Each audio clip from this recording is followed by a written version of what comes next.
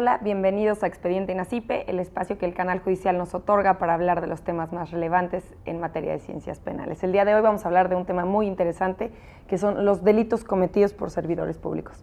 Para hablar de este tema nos acompaña el maestro Jorge Luis Romo, que es rector de la Escuela Palafoxiana de Derecho. Jorge, muchísimas gracias por acompañarnos. Gracias, Luz, muy agradecido. Jorge, para empezar a adentrarnos en el tema, me gustaría que nos comentaras quiénes son considerados como servidores públicos. Bueno, con base en el Código Penal Federal y para efectos que nos conciernen precisamente el de las ciencias penales, debemos entender que servidor público es aquella persona que ejerce una función, una comisión o un encargo de la Administración Pública Federal, del Distrito Federal, de los estados de la República, los gobernadores, el Poder Legislativo, el Congreso de la Unión, por supuesto, los congresos locales, en fin, todas estas personas que de alguna u otra manera pues dan un servicio y que pertenecen a la administración pública. Puede ser de cualquier nivel, o sea, de todas las personas que trabajan en la administración pública son servidores públicos. Así es, así es. ¿Me podrías contar un poco en dónde se encuentra legislado penalmente a los servidores públicos? Sí, en materia penal se encuentran obviamente en el Código Penal Federal, en su libro segundo, títulos 10º y títulos 11º. En el título 10º se encuentran regulados los delitos cometidos por servidores públicos y en el título 11º delitos cometidos por servidores públicos contra la administración de justicia, que en estricto sentido no sería lo mismo.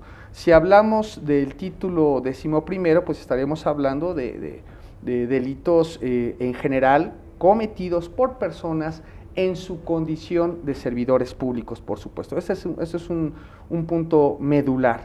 Existen delitos que evidentemente cualquier persona puede cometer. Justo, o sea, los servidores públicos pueden cometer otros delitos también, pero esos delitos solo son cometidos por gente que está en funciones. Así es decir, la calidad de servidor público es lo que hace la diferencia. ¿Por qué? Porque no es lo mismo que cualquier ciudadano cometa un delito, ¿verdad?, a que una persona que se le confía un servicio público, que de alguna manera la gente, el Estado lo está confiriendo o confiando una responsabilidad de esa magnitud, cometa un delito de alguna manera aprovechándose de esa condición. Y del otro lado te comentaba, también existen delitos cometidos por servidores públicos contra la administración de justicia. Esto es en relación precisamente a la impartición de justicia en litigios, en algún conflicto, en alguna litis, ¿no? O sea, ahí solo aplicaría a un cierto sector de la administración pública. Así es. Podríamos estar hablando por la naturaleza de este tipo de delitos en contra de la administración de justicia, pues jueces o servidores públicos que estuvieran impedidos de dar a conocer algún litigio en especial o en concreto, etcétera, ¿no? ¿La policía también entraría en este rubro? Cualquier servidor público. Es decir, no necesariamente tienes que ser un juez para que tú cometas un delito en contra de la administración de justicia, sino cualquier servidor público que esté impedido en relación a una litis y que abuse de ello, ¿no? ¿Nos podrías platicar algunos de los delitos que se encuentran contemplados para los servidores públicos? Sí, cómo no, bueno, hay varios, ¿no? Por ejemplo, podemos hablar de cohecho, cuando un servidor público, y te repito, en su condición del mismo, recibe dinero en relación a sus funciones de parte de un particular, estaría cometiendo cohecho. Y aquí hay una situación muy peculiar, porque no solamente es en relación al que recibe dinero, sino al que también está ofreciendo dicho dinero, es decir, al particular, ¿no? Tendría una legislación muy particular el servidor público y por otro lado quien esté dando ese dinero. Pero por el hecho de recibirlo como servidor público, pues estaríamos hablando de cohecho, por ejemplo. ¿Y el particular cometaría otro delito o es el mismo? Pues sí, no, sería cohecho, pero no en su condición de servidor público, evidentemente, ¿no? Podríamos hablar, por ejemplo, también de peculado, ¿no? Es este desvío de fondos del Estado para beneficio del servidor público, ¿no? O sea, yo tengo a mi cargo algunos bienes, dinero, en fin, o o patrimonio del Estado y lo desvío, en funciones que no sean propias de esa condición, estaríamos cometiendo el delito de peculado. ¿Es como un estilo de robo al Estado? Pues es que es muy peculiar, ¿no? Muchos de estos delitos se parecen, ¿no? Se parecen, el cohecho, la concusión, el peculado, por ejemplo, ¿no? Que intervienen bienes del Estado, pero dependiendo del fin o el destino, la manera en que yo esté utilizando estos bienes es que se diferencian, ¿no? Entonces, depende del tipo penal, es la pena, por supuesto, por otro lado, ¿no? Sí, existe otro delito que se llama, bueno, es el tráfico de influencias. ¿En qué consiste como tal? Que el tráfico de influencias, por ejemplo, consiste en que yo utilice esta condición de servidor público para otorgar algún tipo de licencia, por ejemplo, o de algún permiso, etcétera. En ese sentido, yo lo utilizo de forma inadecuada y estaremos hablando de que estoy utilizando mi condición de servicio para otorgar algún tipo de estas beneficios del privado, ¿no? Del particular. Sí, digo, no voy a mencionar todos, pero me gustaría que fuéramos pues describiendo algunos, ¿no? También está... Por ejemplo, sí. Sí. No, digo, hay muchos. Por ejemplo, el uso indebido de la condición de servidor público, ¿no? Es cuando yo soy un servidor público o no siéndolo me ostento como tal, por ejemplo, ¿no? Digamos que todavía no entro en funciones y yo me ostento como servidor público cuando no lo soy, por ejemplo. ¿Podría ¿no? ser en este caso también que tuvieras un cargo en el que tu función sea una y no la realices? Por supuesto, claro. Sería ese otro ejemplo de este uso indebido de funciones, ¿no? O por ejemplo, la coalición de servidores públicos, ¿no? Esto es muy peculiar. Es cuando, digamos, yo hago una especie de reunión o de motín de servidores públicos, me organizo de tal manera para ir en contra de una disposición legal, por ejemplo, ¿no? Entonces estaremos hablando de coalición de servidores públicos, ¿no? Y bueno, algo que se escucha mucho en la calle, ¿no? Es lo del abuso de autoridad. Claro. ¿Cuál es la definición de abuso de autoridad? Y digo, los ciudadanos lo usamos mucho, ¿no? Sí, cuando, no sé, en los policías sobre todo, ¿no? Sí, me adivinaste el pensamiento y te lo digo con toda honestidad. El abuso de autoridad es, una vez más, esta condición de servidor público. Yo utilizo la fuerza, la violencia, y dice la disposición legal, de forma ilegítima en contra de una persona, ¿verdad? Entonces es cuando yo, en mi calidad de servidor público, utilizo la violencia en contra de una persona, de un ciudadano, pero señala la ley de manera ilegítima. Esta es una cuestión muy peculiar, ¿no? Porque hasta dónde podremos distinguir que se está utilizando la fuerza de manera legítima o ilegítima. Y si me permites decirlo, pues esto se presta a muchos abusos o a muchos excesos. Es lo que yo llamo este asunto de entre la impunidad y el abuso de autoridad, ¿no? Porque por un lado hemos vivido casos de abuso de autoridad, ¿no?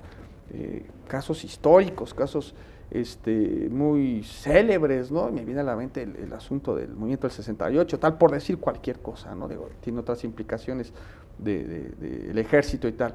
Pero por otro lado, otro extremo, la impunidad, en donde de pronto vemos a gente que va por la calle rompiendo locales, rompiendo vidrios de particulares, tal, y nadie los toca, ¿no? Digo yo con todo respeto, ¿no? Yo le llamo el síndrome del 68, ¿no? Este efecto, este extremo, en donde nadie se le puede tocar, ¿verdad? ¿Por qué? Porque es abuso de autoridad. Y llego y ¡ay! Te caes y Eso es lo que te iba a preguntar. ¿Está como descrito el tipo de violencia? Porque pues para alguien puede ser, no, pues es que este es abuso de autoridad porque ejerció violencia porque el policía le habló fuerte o tiene que ser violencia física o no lo sé. Es que el tipo penal dice de manera ilegítima. Aquí tendremos que discernir qué es legítimo y qué es ilegítimo, ¿no? Y desde mi punto de vista, pues tiene que haber alguien que con su criterio, digo, el juez, porque si no, ¿quién? Pues que con su criterio pudiese distinguir esto hasta dónde es legítimo y hasta dónde no es legítimo. La Corte, si mal no recuerdo, se ha pronunciado al respecto. Pero si me permites el comentario, y a lo mejor sería tocar otro punto, otro aspecto, pero no se puede poner todo en la ley, todo, ¿no? O sea, a ver, que se me diga exactamente hasta dónde es legítimo y hasta dónde no es legítimo, ¿no? Y creo que vivimos un exceso de legalidad en donde de pronto el ciudadano, en espera de una certeza o de un exceso de certeza, quiere que se le diga todo en la ley. Entonces al rato va a decir, no, pues artículo X de la Constitución, es derecho del ciudadano que pueda respirar, ¿no? Al rato vamos a llegar a excesos de esos.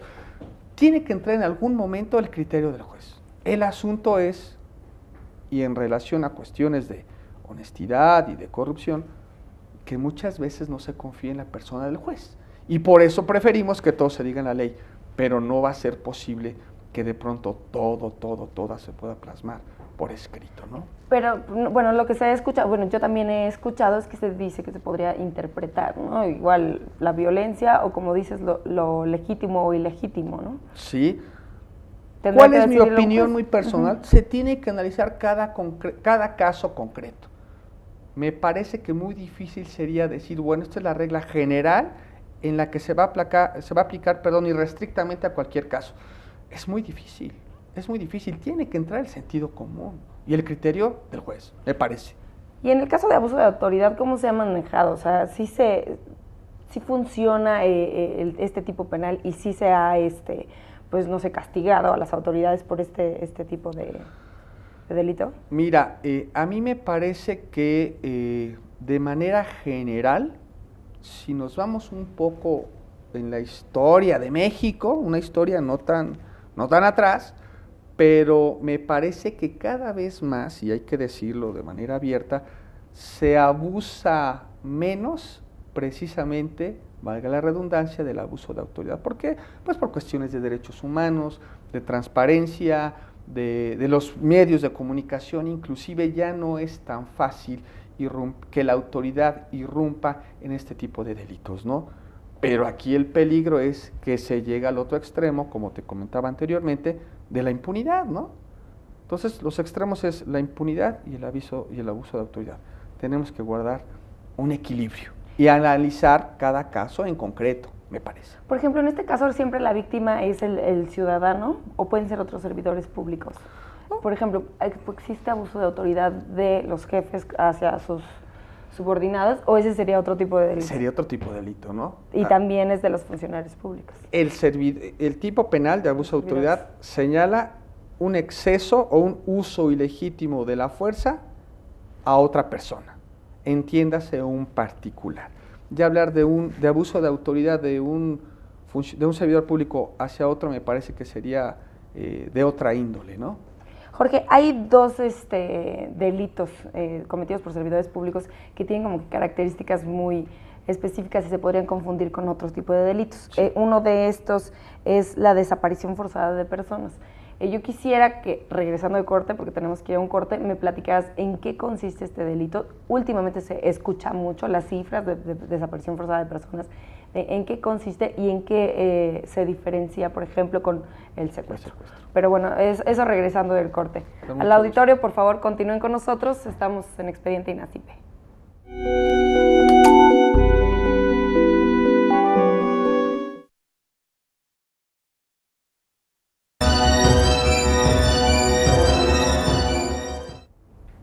Gracias por continuar con nosotros en Expediente INACIPE. Les recuerdo que pueden estar en contacto con nosotros a través de nuestros números telefónicos que aparecerán en sus pantallas, así como en nuestro Twitter, que es @expediente_. Los invito a que nos sigan y nos den sus comentarios y sugerencias acerca del programa. El día de hoy estamos hablando de un tema muy interesante, que son los delitos cometidos por servidores públicos, y nos acompaña el maestro Jorge Luis Romo, que es el rector de la Escuela Palafoxiana de Derecho. Jorge, antes del corte yo te preguntaba sobre el delito que es desaparición forzada de personas, ¿no? ¿En qué consiste este delito? ¿Por qué está tipificado, está dentro de los delitos cometidos por servidores públicos? ¿Y cuál es la diferencia que tiene con el secuestro? Bien, una vez más, como te como hemos comentado varias veces, la condición de servidor público es una diferencia. Una primera diferencia con el secuestro es la condición de servidor público. Evidentemente, en el secuestro no hay una condición de servidor público. Por otro lado, si yo cometo el delito de desaparición forzada es cuando oculto dolosamente a una persona en mi condición de servidor público, por las razones que sean. Entonces, yo ejerzo algún servicio, soy un servidor público, un funcionario público, y oculto de manera dolosa a una persona, ¿verdad? Estoy cometiendo el delito de desaparición forzada de personas. El secuestro, no hay condición de servidor público, privo a una persona de su libertad, y una de las condiciones claves, casi esenciales del secuestro es precisamente el pedir un rescate. Es decir, se va a actualizar el tipo penal cuando yo solicite una cantidad de dinero para efectos de que yo pueda dejar en libertad a esta persona. Entonces, como puedes ver, pues sí, se parecen en que hay una persona que está privada de su libertad, solo que en una hay una condición de servidor público. Puede ser que esté oculta la persona, pero no de manera dolosa, sino por efectos de que esté presente ante el Ministerio Público o alguna condición de estas, o inclusive pensando en delincuencia organizada, ¿verdad? Pero el tipo penal señala dolosamente, es decir, dolosamente es con la intención negativa e inclusive ilegal de tenerla oculta. Y el secuestro, la privo de su libertad y pido rescate y no tengo la condición de servidor público. Casi siempre, por ejemplo, en el caso de secuestro, pues es por obtener un beneficio económico. En la desaparición forzada de personas, ¿es por algún motivo político sí, o algo en especial o es abierto? Difícilmente podremos pensar en alguna cuestión de índole meramente económica, ¿no? Porque imagínate, yo como servidor público digo, y tengo aquí una persona y tal, y pido un rescate, no es la esencia ni la naturaleza jurídica del tipo penal. Más bien, si me lo preguntas, pues podríamos estar atendiendo a cuestiones de índole política, ¿no? Que durante, por ejemplo, los años 70 y con la cuestión esta de los halcones y tal, pues se dio mucho esta situación, ¿no? De que desaparecían las personas y tal, y pues no se sabía qué pasaba con ellas, ¿no? Inclusive gente que, pensando en el movimiento del 68, que pues sigue buscando a gente hijos que desaparecieron ahí, etcétera, etcétera, ¿no? Entonces, más bien, atendiendo a tu pregunta, estaremos hablando de condiciones casi políticas, ¿no? Existe otro delito de los servidores públicos que se ha estado recientemente escuchando mucho, que es el enriquecimiento ilícito. Quisiera saber en qué consiste el enriquecimiento ilícito y cómo se podría, por ejemplo, relacionar o comparar con el delito de lavado de dinero. Es una pregunta muy interesante que tiene muchos matices técnicos. Así a bote pronto yo te diría que evidentemente son delitos, primero, diferentes, por supuesto, y segundo, totalmente autónomos. Si me lo hubieses preguntado hace algunos días, ¿no? Antes de tener pláticas con algunos sectores en relación al tema, por cierto, de la entrada en vigor de la nueva ley de prevención de lavado de dinero, te podría decir que, pues que no tenía nada que ver. Sin embargo, creo que sí hay elementos que los correlacionan. Vámonos por partes, ¿no? Primero, el enriquecimiento ilícito, la primera característica, una vez más, es la condición de servidor público. 1. 2. Es cuando yo no puedo demostrar de manera fehaciente el crecimiento de mi patrimonio. Es decir, yo como servidor público no puedo demostrar el incremento, no puedo demostrar de manera legítima el incremento de mi patrimonio. ¿Este podría ir relacionado con el peculado? Que era desvío de recursos. Bueno, una de las razones por las cuales hay un incremento en el patrimonio, pues podría ser el peculado, pero sería no otra cosa, ¿no? No necesariamente. Y como puedes ver, pues son delitos diferentes, inclusive, pero que pudieran estar correlacionados. Mi incremento patrimonial es por el peculado, por ejemplo, pero no necesariamente. El tipo penal de enriquecimiento ilícito simplemente te dice que se actualiza o hay enriquecimiento ilícito cuando yo no puedo demostrar de manera legítima y fehaciente el incremento en mi patrimonio. O sea que yo tengo la obligación, de alguna manera, de demostrar de dónde o de qué manera se incrementó mi patrimonio. Como te puedes dar cuenta, pues es una cuestión inclusive de transparencia y de declaración patrimonial. Sí, eso te decía, aquí hay un punto, ¿no? Existe algo que es a lo que están obligados los servidores públicos de cierto nivel, que es hacer su declaración patrimonial, sí, que es donde tienen que declarar todos sus bienes y así. Entonces, ¿cómo se relaciona o cómo, el IFAI es el que te obliga a hacer esta declaración?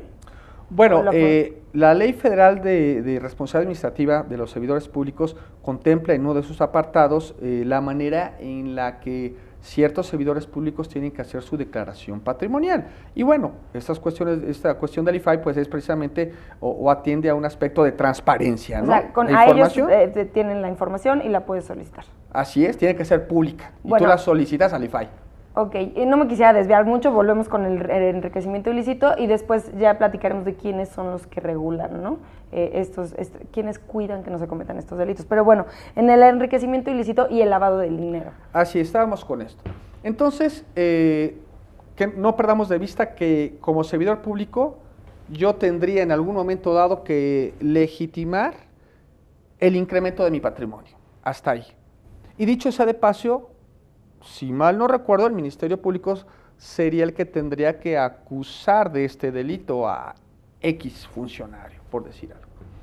En tratándose de lavado de dinero, ¿no?, de operaciones con recursos de procedencia ilícita, número uno, no hay en principio una condición de servidor público, no la hay, en principio.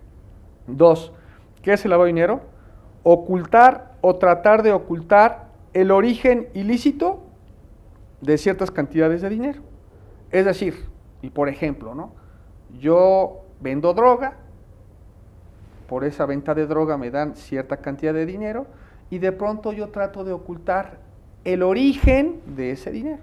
Por razones... Son dos delitos, va de la mano junto, o sea, va pegado con un delito extra. Sí. Siempre, el lavado de dinero siempre trae otro delito.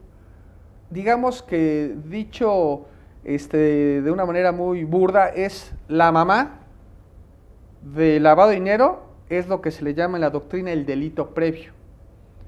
Pero, dicho sea de paso, no necesariamente se tiene que comprobar, ni mucho menos haber sentencia del delito previo para que se pueda acusar de lavado de dinero, ¿no? Es como yo les digo a mis alumnos o a gente que platico, ¿no? Y perdón por el ejemplo, digo, bueno, les digo yo, ¿ustedes creen que yo tengo madre? ¿Verdad? ¿Tengo mamá? Obviamente, en ese sentido. No, pues sí, pero yo no tendría que traer a mi mamá para comprobar que yo existo. No sé si me explico, ¿verdad? Pues así, el lavado de dinero, la mamá del lavado de dinero es el delito previo. O sea, no tienes que comprobar el delito previo. No necesariamente, y puedes tú acusar de lavado de dinero porque es un delito autónomo, ¿verdad? ¿Autónomo de quién? Pues precisamente del delito previo. Entonces, en el momento en que yo oculto el origen ilícito es que se actualiza el lavado de dinero, ¿verdad? Pero aquí hay un punto muy interesante que es donde podríamos empezar a correlacionar con el enriquecimiento ilícito. Primero, resulta que de manera excepcional, en tratándose de lavado de dinero, quien tiene la carga de la prueba es el presunto responsable. Es decir, si a mí se me iniciara una averiguación previa o me investigaran sobre el lavado de dinero, quien tendría que yo demostrar el origen lícito de mis bienes o de X, no de mis bienes, de X cantidad de dinero en concreto, sería yo. Entonces, si te fijas, por el lado del enriquecimiento ilícito, se tiene que demostrar el incremento del patrimonio, pero quien tiene que demostrarlo es el Ministerio Público. En el caso del ilícito, el Ministerio Público. En lavado de dinero yo tengo que demostrar el origen lícito de cierta cantidad de dinero y muy concreta, ¿verdad? Entonces, en eso se parecerían y serían diferentes. Pero un último punto, en relación a los servidores públicos. Si el artículo 400 bis del Código Penal Federal, que regula el lavado de dinero, las operaciones con recursos de procedencia ilícita, señala una agravante en materia de lavado de dinero para quienes sean servidores públicos relacionados con la investigación o prevención de lavado. ¿Quién en concreto? Bueno, si hablamos de prevención y de persecución de lavado, pues inmediatamente estaremos pensando en servidores públicos de Hacienda, en concreto de la Unidad de Inteligencia Financiera. Ellos son servidores públicos encargados de la prevención del lavado. Si yo ayudo o estoy inmerso o de alguna manera facilito el lavado de dinero a algún particular, yo como servidor público, además, o sea, la sanción, que es de 5 a 15 años, si mal no recuerdo, se aumentaría en una mitad, en mi calidad de servidor público. Inclusive también la gente de PGR y jueces, etcétera, etcétera. Entonces, ¿puede haber enriquecimiento ilícito de servidores públicos? La respuesta es solo servidores públicos, no otros. En tratándose de lavado de dinero, pueden cometer lavado particulares y también servidores públicos. Lo que agravaría la situación. En materia de lavado. Quisiera que nos platicaras un poco hay un caso de un gobernador que está siendo pues procesado por lavado de dinero, pero al mismo tiempo existe un gran, no sé, desaparición de muchos millones de pesos del gobierno, ¿no? Que eran para el Estado. ¿Qué pasa ahí? O sea, el lavado de dinero tiene que ser por otra situación, porque no se le está culpando por nada, ningún delito cometido por servidor público. Sí, lo dices bien. Porque se le está culpando por lavado de dinero, no por enriquecimiento ilícito. Creo que esto estaba yo ayer leyendo, comentábamos antes de entrar al programa que se le libró auto de formal prisión por el delito de lavado de dinero. En el caso de que solo fuese lavado de dinero, evidentemente, y como comentaba, no tendría que ver en principio con su calidad de servidor público. Ante esta circunstancia, ¿podríamos hablar de enriquecimiento ilícito? Bueno, se tendrá que comprobar otro tipo de cosas, ¿no? De que se incrementó su patrimonio, pues él tendría que de alguna manera justificar el incremento de su patrimonio, etcétera, etcétera. Pero si me preguntas, ¿podría haber lavado dinero en el caso de este gobernador? Yo te podría decir, la respuesta es sí, porque si mal no recuerdo, se encontró, no sé si en su casa, no recuerdo si fue en su casa o en el juzgado, en sus oficinas, no recuerdo exactamente en dónde, pues se hablaba de, híjole, no quisiera decir cifras, pero eran muchos millones de pesos. Sí, muchos. Bueno, si por el tipo penal, por la naturaleza propia del tipo penal y por la descripción del tipo penal en el 400 bis del Código Penal Federal, él tendría que decir, ok, ese dinero, ahí está, tú dime de dónde viene. Bueno, pues entonces, si procede de una manera legítima, tengo mis facturas y mis recibos, bueno, pues aquí está. Sí, ahí está. Yo, aquí por ejemplo, está. del Estado, nada más que lo tengo guardado ahí. Claro, pero quien tendría que comprobarlo es él, por la naturaleza propia del tipo penal y porque así viene descrito en él. Mal o bien, ese es otro asunto, la cuestión de la presunción de inocencia en el caso del lavado de dinero, ese es otro tema interesantísimo que daría para otro programa completo. Pero, como lo dispone el tipo penal, él tendría que comprobar la procedencia lícita de esos bienes.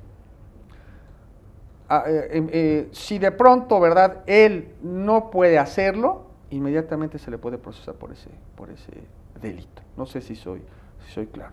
Me parece que la cuestión probatoria y la cuestión procedimental de lavado pues es muy peculiar, es muy excepcional, pero como está la ley hoy por hoy, pues si se le encuentra dinero, y comprueban. Seguramente será agravado por su condición de servidor público. Qué interesante, mira, que la lógica nos dice eso. La respuesta es no. ¿Por qué? Es un comentario. El tipo, no recuerdo qué párrafo del 400 bis dice que en mi calidad o las personas que en su calidad de servidores públicos se tengan bajo su responsabilidad la prevención del lavado de dinero y la persecución, entonces, etcétera, etcétera.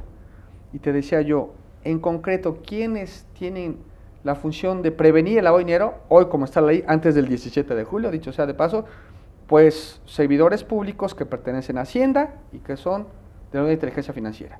¿Por qué? Porque ellos reciben los reportes de lavado de dinero, uno. Y dos, la gente que pertenece a la cuestión fiscal, la unidad especializada encargada de delitos de lavado de dinero de PGR y los jueces en su caso. mi cabeza me dice, pues ellos son los que entrarían en este supuesto, la gente encargada de prevenir y de combatir el lavado. Me parece que en el caso del gobernador, como no, sí es funcionario, sí es servidor público, pero no está relacionado por sus funciones el prevenir ni combatir el lavado, entonces me parece que en ese caso no se tendría por qué incrementar su pena, ¿no? Si es que fuera condenado por este delito, ¿no? Ahorita ya me mencionabas, por ejemplo, en el caso de lavado, que existe una unidad especializada para prevenir el lavado de dinero, más o menos así se llama, pero pues ese, volvemos, es un delito que no es especial para servidores públicos, ¿no? Es otro delito. ¿Quién se encarga de regular o de fiscalizar a los servidores públicos? Bueno, hablando del asunto patrimonial y administrativo, pues la misma Secretaría de la Función Pública. O sea, la Secretaría de la Función Pública tiene la obligación correlacionada con la Ley Federal de la Administración, la Ley Federal de Responsabilidad Administrativa de los Servidores Públicos, y en un apartado se habla precisamente de esta cuestión patrimonial, pues a quien tendrían que estar dando cuentas de su situación patrimonial sería a la desaparecida Secretaría de la Función Pública. La cuestión... ¿Pero esto era para sanciones administrativas solamente? Hay responsabilidad civil, como cualquier persona, hay responsabilidad administrativa, que se basa en esta ley que te comento, y cuestiones patrimoniales, deberes y funciones que tienen que cumplir. ¿Y las sanciones en la responsabilidad administrativa qué son? Regularmente son multas o son inhabilitaciones en el cargo, por ejemplo. Es lo que regularmente se maneja en esta disposición. Y mucho se maneja, y ahorita te comento la responsabilidad penal, se manejan cuestiones de ética, inclusive, de anticorrupción, etcétera, ¿no? De hecho, hay por ahí un apartado dentro de esta ley que habla sobre un código de ética de los servidores públicos. Cuando de pronto uno habla de ética o de honestidad, inclusive de educación, pues como a mí me parece que se desdeña el asunto, ¿no? Como que no, ya en serio, háblame de la ley, de los castigos y de las multas, ¿no? Desde mi punto de vista, no hay ley, no hay sanción que pueda arreglar el asunto de la corrupción si no hay de fondo un cambio en la educación. No hay manera, me parece que no hay forma. Y te digo, esta ley de responsabilidad administrativa de los servidores públicos toca el tema de la ética, inclusive existe un código de ética para servidores públicos que tienen que ser conocidos por los mismos y que te habla de valores como honestidad, responsabilidad, inclusive responsabilidad ecológica, transparencia, etcétera, etcétera, ¿no? Y los valores y los principios ahí están. Si tú me preguntaras qué tanto ha funcionado esto, yo digo, la intención ha sido muy buena. De hecho, si a lo mejor tú ya no te acuerdas, porque estás más jovencita, pues, bueno, no tanto, pero desde Miguel de la Madrid, con esta renovación moral de la sociedad, pues es que se dio pauta a estas cuestiones de la Secretaría de la Función Pública, la transparencia de los servidores, tal. A mí me parece por demás oportuno, adecuado, pero ya pasado el tiempo, si uno revisa los índices de corrupción y el lugar, por ejemplo, en el que se encuentra México en relación a índices de transparencia, pues realmente es realmente desalentador, que dices, chispas, ¿no? ¿Cuándo caramba vamos a cambiar de una vez por todas, ¿no? Y la cuestión penal, exactamente, ¿verdad? te iba a decir, pero vamos a tener que hacer una pausa y regresamos con el tema de la cuestión penal, y también quisiera retomar un poquito más a profundidad lo de la corrupción. O sea, mi pregunta también es, ¿todos estos delitos se pueden traducir es corrupción? Pero bueno, eso me lo contestarás regresando de la pausa. Al auditorio, por favor, continúen con nosotros, estamos en Expediente INACIPE.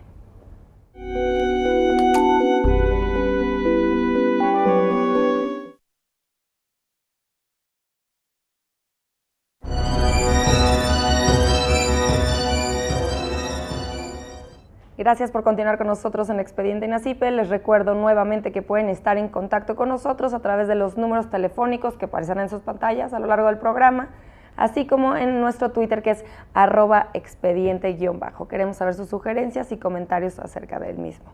El día de hoy estamos hablando de un tema muy interesante que son los delitos cometidos por servidores públicos. Jorge, antes de irnos a la pausa, te dejé otra vez 2 preguntas. Una era de quién es el órgano encargado de vigilar los delitos cometidos, o sea, hablando de lo penal.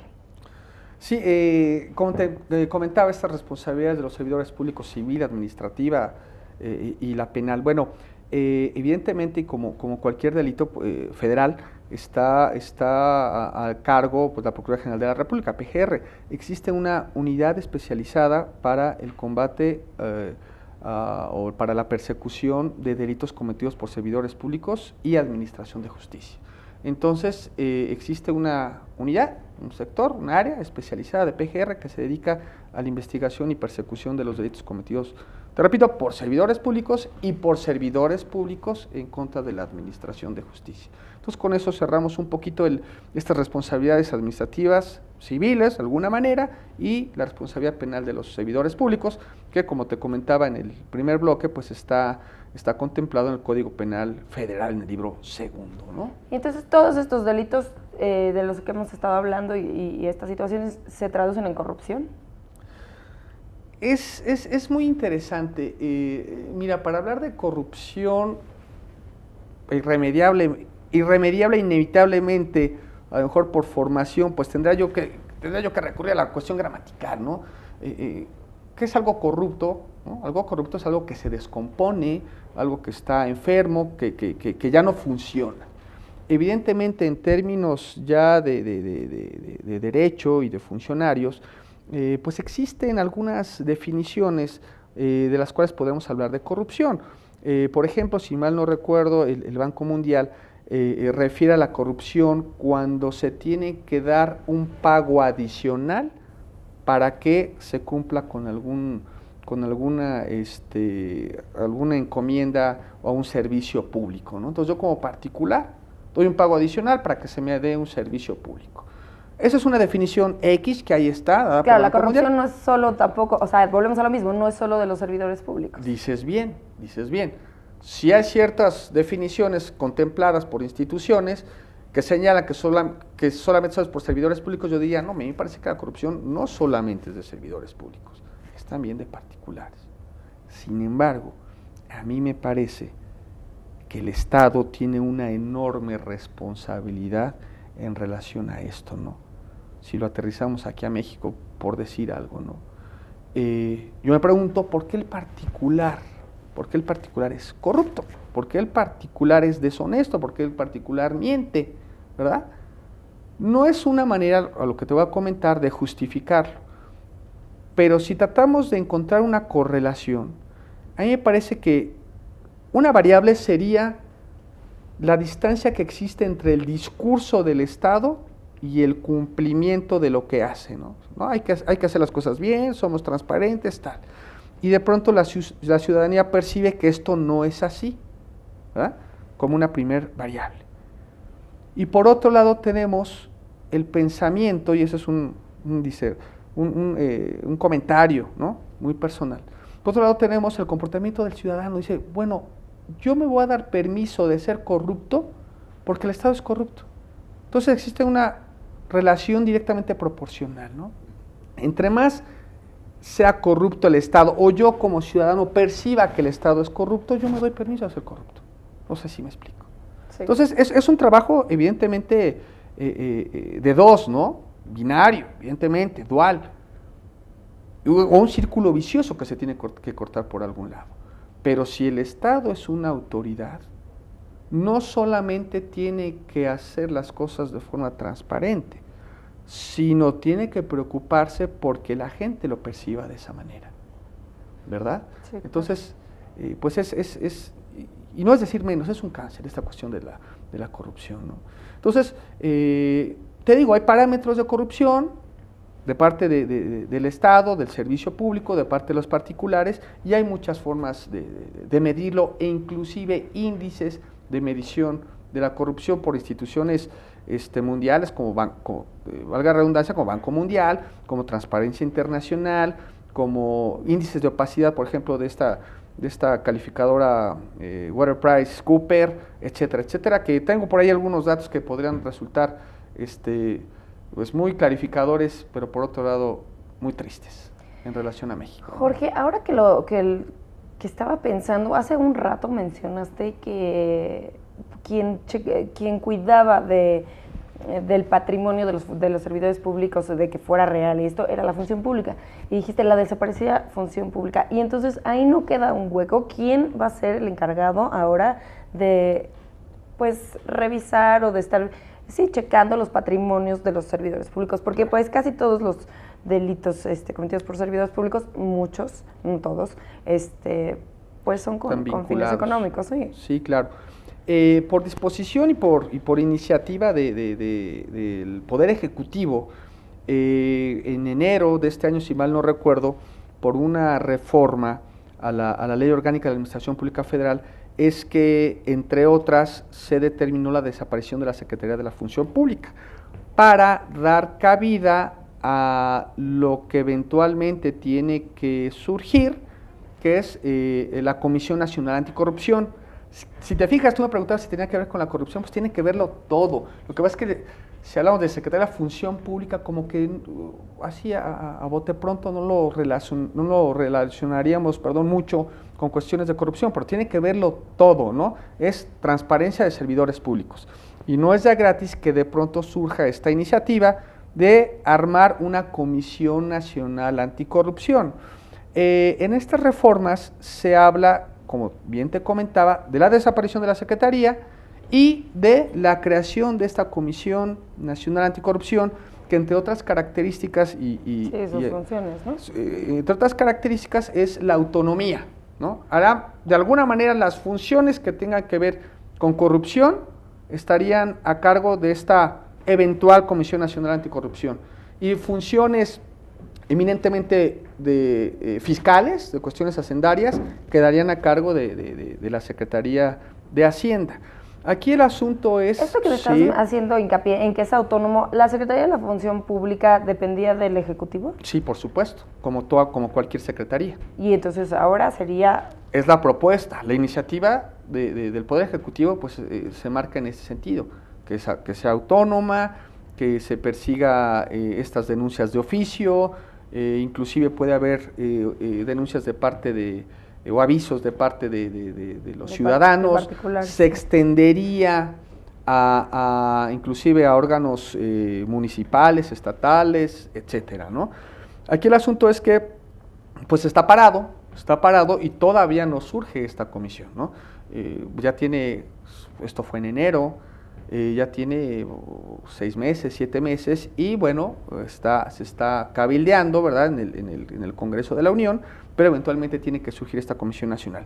¿Qué pasa con las funciones que hacía la Secretaría de la Función Pública? Está operando como venía operando antes, ¿no? Sí, digamos, o sea, igualmente los funcionarios han tenido que hacer, aunque ya no esté la Secretaría de la Función Pública como tal, sus declaraciones patrimoniales y todas las obligaciones que tenía. Formalmente desapareció, pero en la práctica sigue funcionando como tal hasta que no surja esta comisión. De hecho, en estas reformas se contempla así, ¿no? En tanto no surja esta Comisión Nacional Anticorrupción, la Secretaría o las funciones que venía haciendo la Secretaría de la Función Pública seguirán haciéndolas de igual forma, ¿no? Entonces, pues estamos en espera y con mucha impaciencia, con muchas ganas de ver esta Comisión Nacional Anticorrupción, que qué bueno que tenga ese nombre, porque yo creo que no es una cosa menor. Es más, creo que la corrupción es, yo me atrevería a decir, el más grave problema del país como Estado, inclusive históricamente, ¿no? Por ejemplo, ¿habría algunos, pues no sé, herramientas que podrían ayudar para que no se cometieran este tipo de delitos, para tener seguridad en los funcionarios, en los servidores públicos?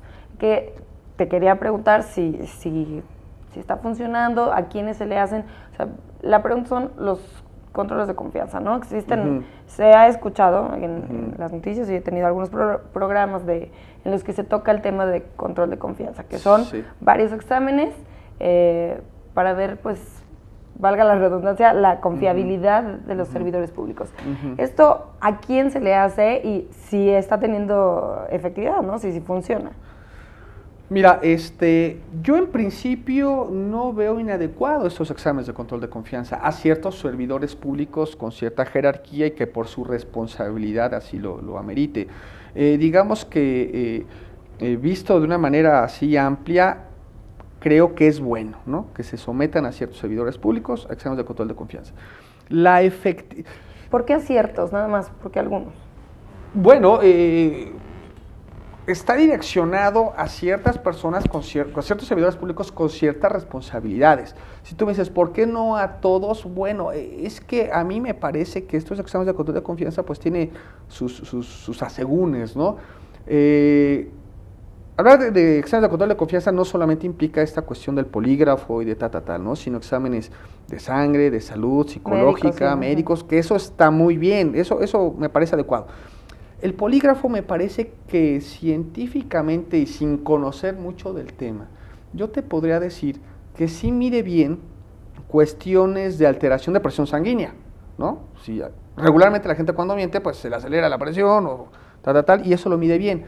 Pero hay muchas personas que tienen tal frialdad, ¿verdad?, que te puede decir que existen 2 lunas en la Tierra y asegurarlo y que no haya ninguna alteración, ¿verdad? O al revés, gente que es muy nerviosa, y que está diciendo la verdad y que haya alguna alteración de presión sanguínea. En términos generales yo creo que es adecuado, nada más que tendríamos que ir perfeccionando estos exámenes de control de confianza. ¿Para qué? Pues para que sepamos con mayor o tengamos mayor seguridad de que la gente que está cumpliendo con ciertos encargos del servicio público pues sea confiable, ¿no? Si me dices que esto va a solucionar el asunto, la respuesta es no. Y mira, si me permites, traigo aquí unos datos. Hablabas de corrupción, ¿no? La corrupción inclusive trae grandes afectaciones de índole económico. Si nosotros nos pusiéramos a pensar qué lugar ocupa México en el mundo en materia de corrupción, pues bueno, es una cosa realmente triste, ¿no? Por ejemplo, índices de transparencia internacional de corrupción, por ejemplo, ¿no? México, en una calificación del 1 al 10, México saca 3.7. Evidentemente las fuentes de donde saco estos datos, pues yo te voy a decir que sea la verdad absoluta, pero cuando de pronto 3, 4, 5, 6 índices señalan o tienen la misma tendencia, dices, creo que algo anda mal, ¿verdad? 3.7 de 10, cuando Finlandia, por ejemplo, tiene 9.9. Yo te comento de Finlandia, por ejemplo. Índice de riesgo político. México tiene 6.7 de 10, cuando Luxemburgo, por ejemplo, tiene 9 sobre 10. Índice de opacidad, que da, te comentaba yo, ¿no? PricewaterhouseCoopers, en una escala del 150, donde 150 es lo más opaco, ¿no? ¿Qué quiere decir opacidad? Pues está hablando de niveles de corrupción percibida, de sistema legal, política económica, normas contables y de información, regímenes reguladores. México se encuentra en el 48, por ejemplo, ¿no? Reporte de competitividad mundial, ¿no? De un total de 75, en donde 75 es el peor, México está en el 51, cuando Finlandia está en el 1. ¿Por qué te hago mención de Finlandia? Existe una relación que no es casualidad. Si te fijas, Finlandia aparece en los primeros lugares en estos índices. Sí, parece que es como la referencia, ¿no? La referencia es educacional. Por otro lado, si te fijas cuál es el sistema educativo más eficiente del mundo, es Finlandia. ¿Y sabes en qué basan su educación? Y los preparan desde chiquititos, ¿eh? Y además es una reforma educativa que tiene 30 años, no es de un día para otro, basado en la confianza. Fíjate nada más qué cosas que pudiesen ser triviales, ¿no? En la confianza en el alumno, en el maestro, en el sistema gubernamental. Y de pronto, cuando el sistema educativo es eficiente, y no solamente de forma, sino sobre todo de fondo, nos dan datos como ¿no? Un país con poca corrupción, un país con alto nivel competitivo, económico, etcétera, etcétera, ¿no? Entonces, yo como abogado debo desear esto, pero me parece que no hay ley que pueda solucionar este asunto al 100%, sino más bien es una cuestión educacional de fondo. Jorge, nos quedan 2 minutitos y ya nos estás comentando alguna de las posibles soluciones, pero ¿cuáles son los retos? Pues para poder disminuir los delitos cometidos por servidores públicos, en específico no de la corrupción en general, sino de los delitos cometidos por servidores públicos. ¿Cuáles son los retos y cuáles serían tus conclusiones acerca de este tema? Mira, inevitablemente yo podría decir que solamente servidores públicos. Me lo preguntas así y respeto tu pregunta, pero no puedo separarlo. Tiene que ser un cambio integral porque está relacionado. Un cambio integral educacional. Capacitación a los servidores públicos en materia de honestidad, en materia de anticorrupción, en materia de transparencia, y que lo lleven a su vida profesional. Bueno, aprovechando que mencionas esto, en el INACIPE tenemos recientemente, va a salir una maestría anticorrupción que se hace de manera conjunta con la Universidad de Salamanca, creo, ¿no? Bueno, sí, ahí en el INACIPE estamos poniendo nuestro granito de arena para capacitar, pero ¿a qué tanto porcentaje de servidores públicos podríamos llegar, ¿no? ¿Qué tipo de capacitación se necesita? Te digo, no solamente una cuestión de capacitación de persecutoria, castigadora, sino de convencimiento. De convencimiento, que eso es lo más difícil. Eso es lo más difícil, ¿no?